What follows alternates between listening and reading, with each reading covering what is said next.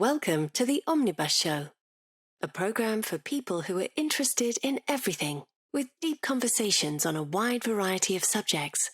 And now your host, Dave Gibbs. Hello, and welcome to this episode of the Omnibus Show, the program for people who are interested in everything, with deep conversations on a wide variety of subjects. This week's guest is Andrea Melani, who is the owner of Caffè Buondì and Convivio here in Carmel, Indiana. Welcome. It's great having you here with us, Andrea. Thanks for having me. Well, good. That's very nice. Well, I'll just say it's a wonderful place to go. You get the real Italian. And so going back to your origins, what was it like from the very beginning? You're from Italy. Mm-hmm. That's correct. And what was it like growing up in your home area? Well, my parents moved a lot, but at the age of 16, I ended up in Cinque Terre. That was beautiful. So It's a beautiful town and a lot of tourists. And, I always thought it was interesting because it was almost like the world was coming to you.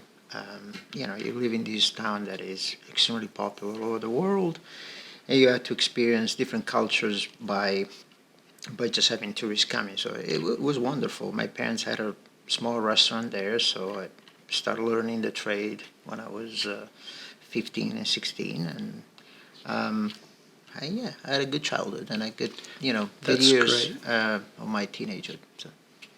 And your mother and father, what was the name of the restaurant? It was called Vecchio Rio, which is, Vecchio means old, Rio is kind of like the name of the river in the town. So it was located on one area of the town that was near the river, essentially. Mm-hmm. That's fascinating because I haven't been to Cinque Terre, but that's just like being on a cliff and overlooking the colored buildings and so forth. That was what's a favorite memory of yours?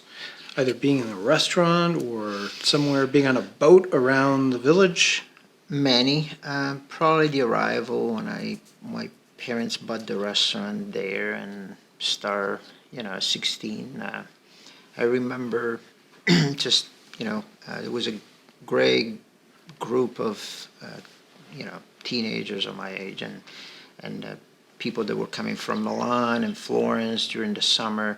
It's that time of the summer where people were just gathering up, and there was becoming this typical thing every year. There were the people sometime in July. They were coming from Florence. Certain people coming from Milan. Great memories, just spending time.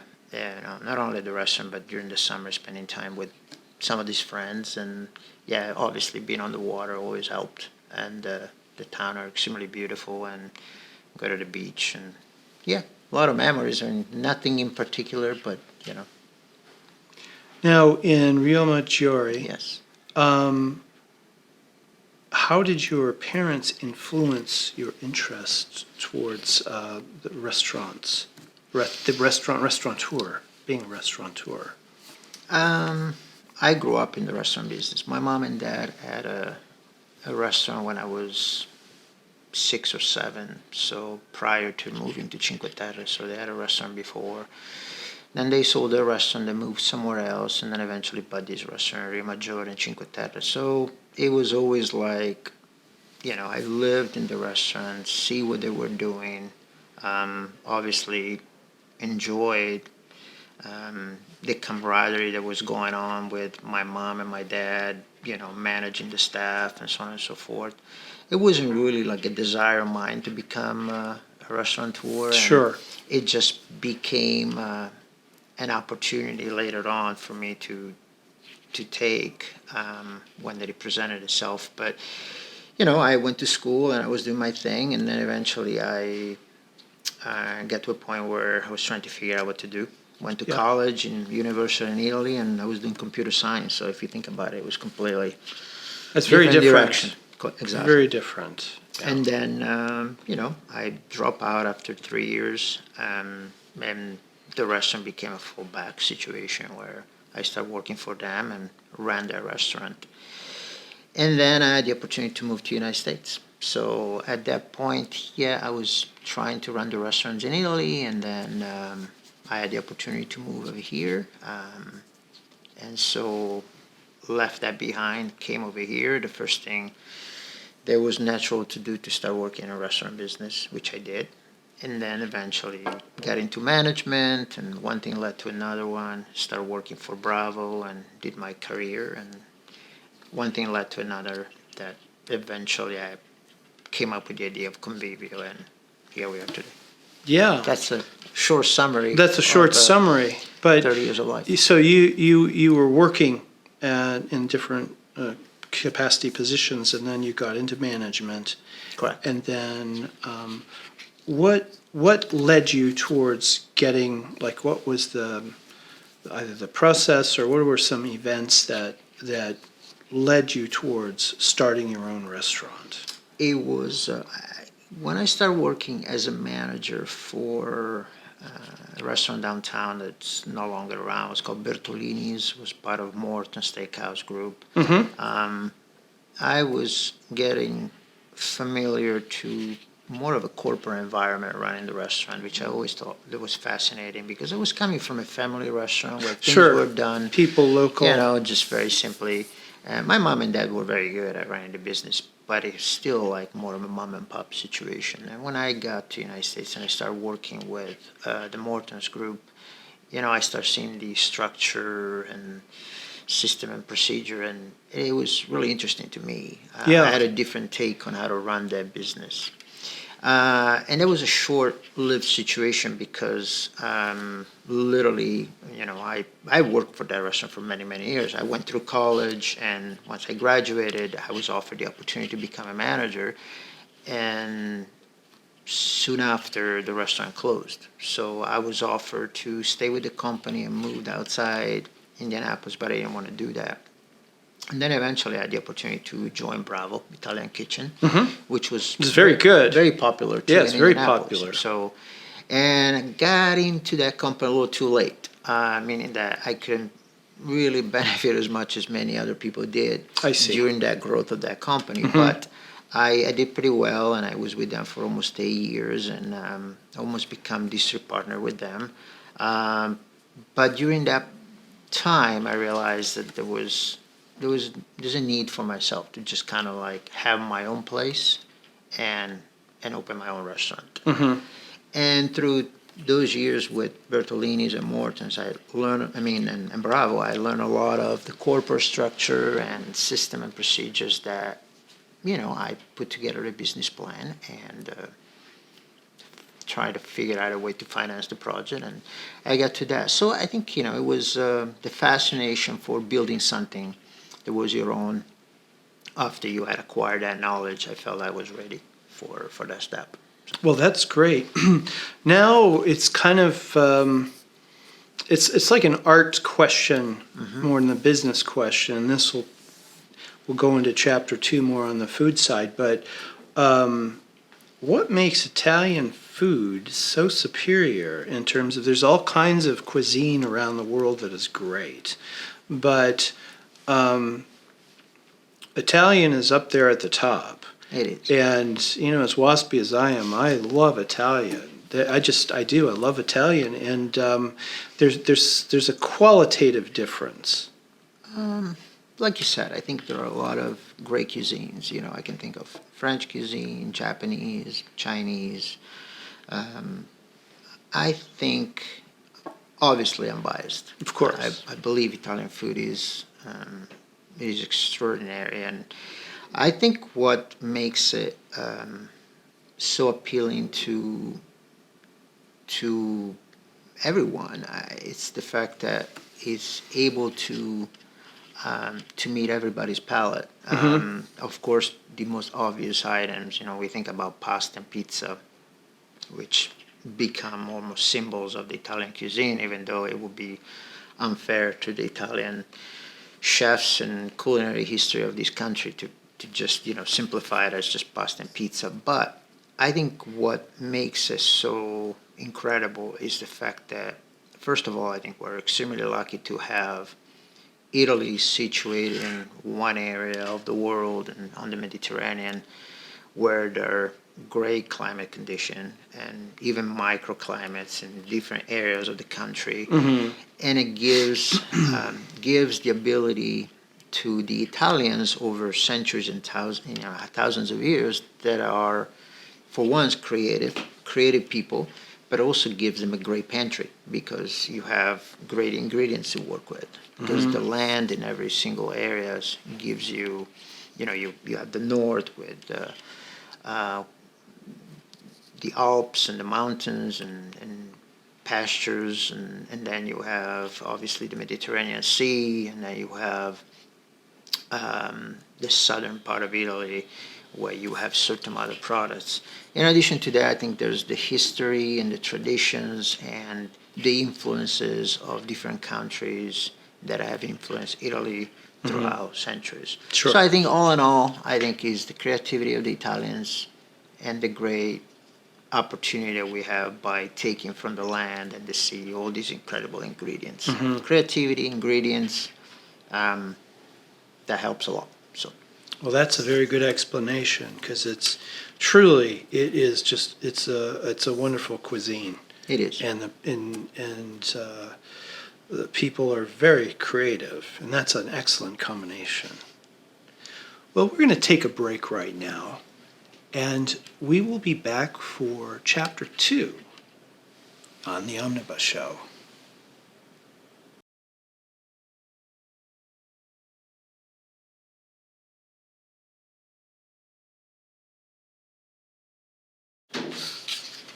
Hello and welcome back to Chapter 2 of the Omnibus Show. This week's guest is Andrea Melani, the owner of Caffè Buondì and Convivio here in Carmel, Indiana. Well, now we're going to get into the food, which is the good stuff. But first off, can you please tell us about, for those who haven't been yet to Caffè Buondì and Convivio, can you tell us about your restaurants? Okay, we have 3 locations. We have 2 Convivio, which is our Italian concept that was open in 2016. The first one was Carmel, and then we opened in Zionsville, the second location. And then we have a Caffè Buondì, which is our breakfast concept in Carmel next to Convivio Carmel, and is our Italian twist on the American breakfast. So those are the two concepts in 3 locations. Yeah, well, that is very good. So that keeps you up all day, doesn't it? You've got breakfast, lunch, and dinner. Yes, but I am fortunate because I have a great team that help me a lot tremendously every day, and very proud of them. They're doing all a great job. So. Well, that's great. That's very important. It is. Because I've known of people who've not had that, and they haven't managed it to their best advantage, and those places don't last. So when you have a great team with great food, and it's under the management that's keeping the ship going, that's always a positive quality. And on that point, what are some critical skills for, say there's somebody in the crowd who would like to learn about being either they're a restaurateur and they want to up their game, or they're interested, they're in school, they're going through the different things like you did, they're deciding I want to do this, and then maybe they're going to go back and do restaurant like their folks did. Or go on and decide to do food because they love food so much. Well, I think it's the number one thing I would say is you got to be passionate about the restaurant business and wanting to really be involved every day into something that it can be extremely difficult. But I think loving, obviously, food and service is number one thing, but you have to be very good with people, I think, Yeah. It's a skill that is required not only because you are serving people, but also you are working with a lot of people, and you have to be able to manage and deal with different type of personalities and so on and so forth. I think that the restaurant business is probably one of those business that has a high percentage of failure in general because people think that it might be an easy thing to do. Kind of like people who want to buy a real estate and they think apartments, it's plug and play. Correct. They just pay the rent, and I don't have to worry about it anymore, That's right? Even more, I think, you might have people that are very good in the kitchen and they can think that they can just cook and run a restaurant. Or you might have someone that can be very good with people and they can just be upfront and see people, so on and so forth. I think it's one of those business that has a lot of elements that can go wrong. Yes. And you have to be able to understand all of them. So you have to be a good administrator, you have to be a good leader, you have to have passion for food and service. You have to understand people most of all. I think a lot of it has to do also with the people that you hire and that you have and be able to trust them. There's a lot that goes into it, for sure.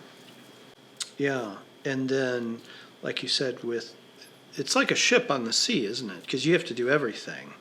I mean, it is a ship. I think there's a lot of variables. I can think of any one simple scenario from the moment that someone call the restaurant and try to make a reservation to that reservation coming in, be greeted, and then be taken to a table and be served, and the cooks have to make the food, so on and so forth. All these variables are in the hands of your people. And that's where ultimately you're, as the restaurant owner, you're the architect of putting everything together, but you're extremely reliant on people. And so you can't control every single step all the way. Therefore, you have to ensure that all these steps are done, and you have to trust the people that do it. Sure. And that's where you start getting into The training, engineering into it's an art with people. Correct. With people. And of course there's the art of food. Talking about food, can you tell us about your menus, how you put them together, and what you have that is extraordinary? Well, it's all extraordinary, but I mean in terms of the many dishes that go into it, and how you choose your menu.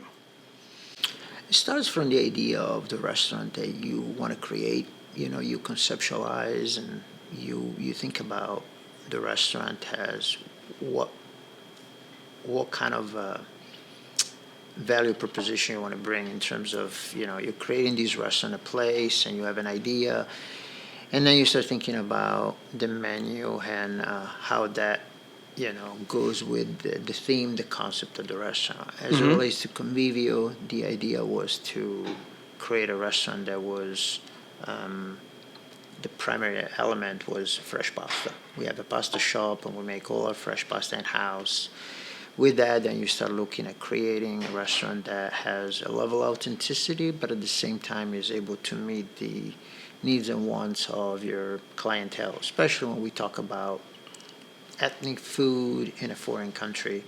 So you also have to understand your market, you have to understand your audience, and make sure that you are meeting the palate of the people that you're serving.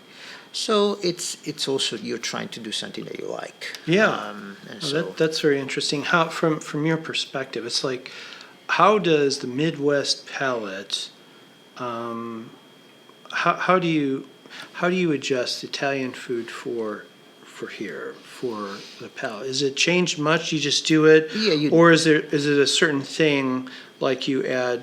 I don't know. You add something. Usually, the way American palate is now, a lot of people add sweet into it, but you have a lot of savory. But how would you adjust for a Midwestern market?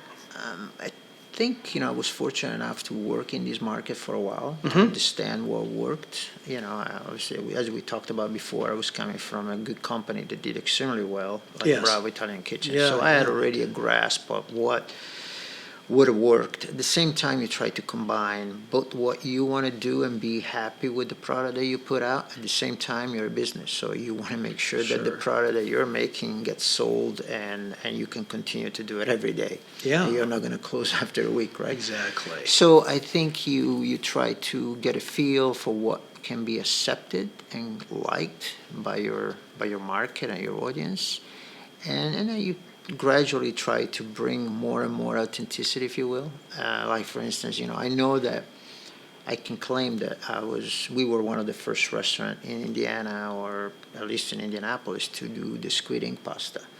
And that's definitely something probably unique that for many people wasn't normal. So, can you explain that a little bit to our listeners of what all that entails? Every pasta that we make, essentially we make our pasta fresh in-house. We use semolina flour, and we use an extruder, which is a machine essentially that extrude the pasta. There's a basic recipe without going into many technical details, but we infuse the pasta with the squid ink, the actual squid ink, the actual squid ink, yes. And it adds a little bit of a flavor, obviously, and it's black. So you have this black noodle, which for some can be really cool, for others could be kind of maybe distasteful. I don't know. Yeah. But it, to my surprise, not to my surprise, but I was, obviously happy to see that dish was extremely successful. So that adds an element of maybe, evolving the palate of the people that maybe up to this day, we're not used to it, or bring something new to the market that makes it unique. So to answer your question, I think, I've lived here in Indianapolis now for 22 years, and I've seen, obviously, the food scene in Indianapolis changing a lot. And I think, it will continue to change thanks to people that get in this business and want to bring new ideas. I'm sure that there's a difference between maybe, the restaurant scene here in New York City. Sure. Well, with so many more people, they have so many more people and et cetera. But I think we're doing a great job so far. And I speak for all the restaurateurs in Indianapolis. So. Well, fabulous. Yeah, keep it up. We'll keep it up. We'll try. On that, what is there a sort of a fan favorite at this right now that has come up on the dishes? Is everybody, are more people inclined to bolognese or the latest filetto, or? We have many dishes that honestly are really good on our menu.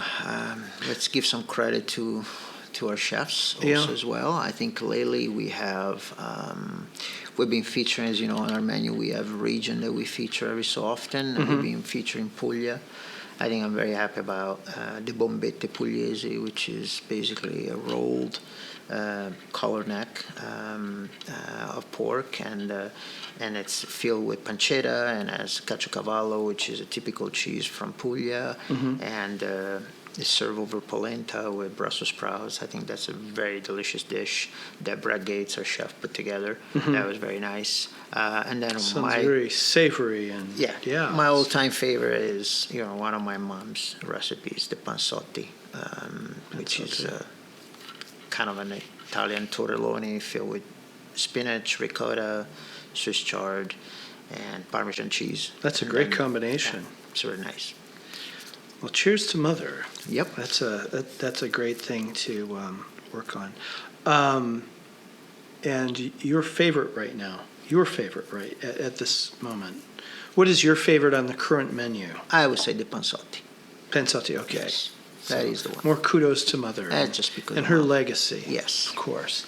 So please tell us, what is coming up for Caffè Buondì and Convivio?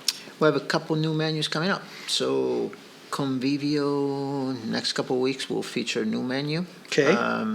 Try to stay with two menus every year, the fall and winter, and then spring and summer. So spring obviously just started.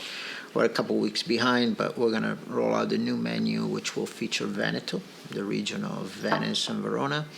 We'll make a couple changes on the menu, removing a few things, adding other things. That's for Convivio, in addition to the menu, obviously the new wine list. Patio will open up soon, so hopefully we're going to have great weather coming up. Caffè Buondì also, we're going to switch the menu, remove a couple items, make some changes, bring a new beverage menu. Those are the changes coming up. Well, it sounds exciting. Well, it's very good. Thank you. And we look forward to that. Well, thank you, Andrea. It's great having you on today. Well, that's it for today's episode of the Omnibus Show. Andrea Melani was our guest, who's the owner of Caffè Buondì and Convivio here in Carmel and in Zionsville, Indiana. We'd like to thank our sponsor, Hotel Carmichael. Today we're shooting in Feinstein's, and we look forward to being with you on our next episode of The Omnibus Show. If you enjoyed this program, please like, share, and subscribe to continue the conversation. For the Omnibus Show newsletter, please sign up at theomnibusshow.com.